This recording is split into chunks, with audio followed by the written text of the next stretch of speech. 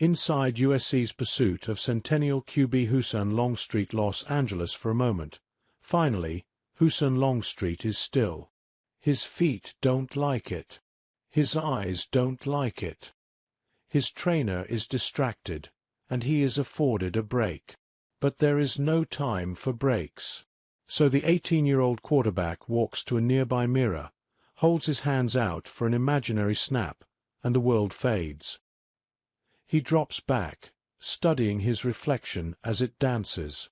He mimes a handoff. He mimes a 3-step drop. His legs repeat, drilling himself, tracing his footsteps. Again. Again. Football it's an art, Longstreet explains later, finally settling on the right word. Like, it's a canvas, he says, stretching his hands out in front of him. You can write whatever you want on it. Longstreet, the 5-star QB at the center of USC's future, writes with passion. He writes with love. He was homeschooled in the 7th grade, his parents hoping it'd build discipline. It did, but not quite in the way they hoped. He'd put off his homework to watch clips of Kobe Bryant, engrossed in his mentality. He'd look up and jot down every step of Tom Brady's workout regimen, his sleep schedule, his nutrition. He's beaten the sun every morning since. He's beaten the sun again, this Thursday morning in November. It's still dark in Lake Forest, and thwacks echo across the empty parking lot in front of Saddleback Strength and Conditioning, as Longstreet whips a medicine ball at a concrete wall inside. Sophia Longstreet sits outside in a Nissan for 2 hours, scrolling on her phone. Her son needed a ride. He didn't need supervision. Like, he's different, trainer Tony Velasquez gushes. Longstreet overhears and grins. The kid's life is simple. Longstreet wakes up at 3:30 a.m. He prays. He stretches. He goes to school. He practices. He studies the playbook. He sleeps. Faith, family, football, any kind of flash, as he says, isn't part of my thing. Flash, ultimately, is not USC head coach Lincoln Riley's thing either.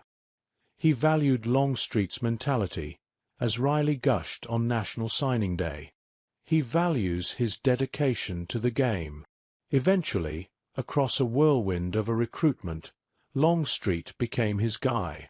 Eventually Anthony Catalano, Centennial's assistant head coach, was honestly surprised it worked out. Kevin Longstreet didn't think his son would be a Trojan. 4 months, USC was committed to another quarterback. 4 months, Longstreet was committed to Texas A&M.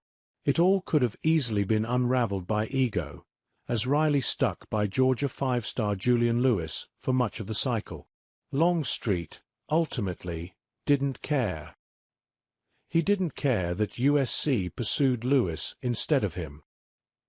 He didn't care that he was offered way less money to play at USC than at Texas A&M, as Father Kevin said.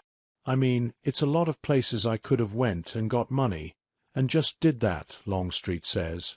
But it wasn't. It's never that.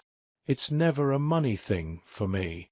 This was about his future teacher, in Riley. This was about art. This was about his canvas. A natural fit. In his junior year, Longstreet arrived at Centennial, after transferring from Inglewood, weighing roughly 170 pounds. On that Thursday at Saddleback, strapping a heavy vest to his chest for power cleans and crunches, he sat at 205 pounds. Catalano has never heard of Longstreet eating any kind of fast food. Not once. My goal, Longstreet said of his physical development, was to be like, what would I look like at the next level right now? That's dictated his mentality, for much of his life, in all areas. In that time he was homeschooled, Longstreet listened to Bryant's words and did a self-evaluation. He wasn't fulfilling his true potential, he felt. Again, he was in 7th grade. Didn't matter. I know I can do more.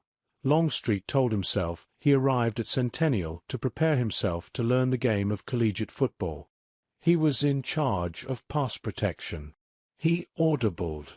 He checked out of plays to scramble. Throughout his recruitment, Catalano remembered, Longstreet was most interested in the intricacies of various programs' offenses. At one point, while being recruited by Auburn, he called former Tigers quarterback and current Green Bay Packer Malik Willis to pepper him with questions on Auburn's system.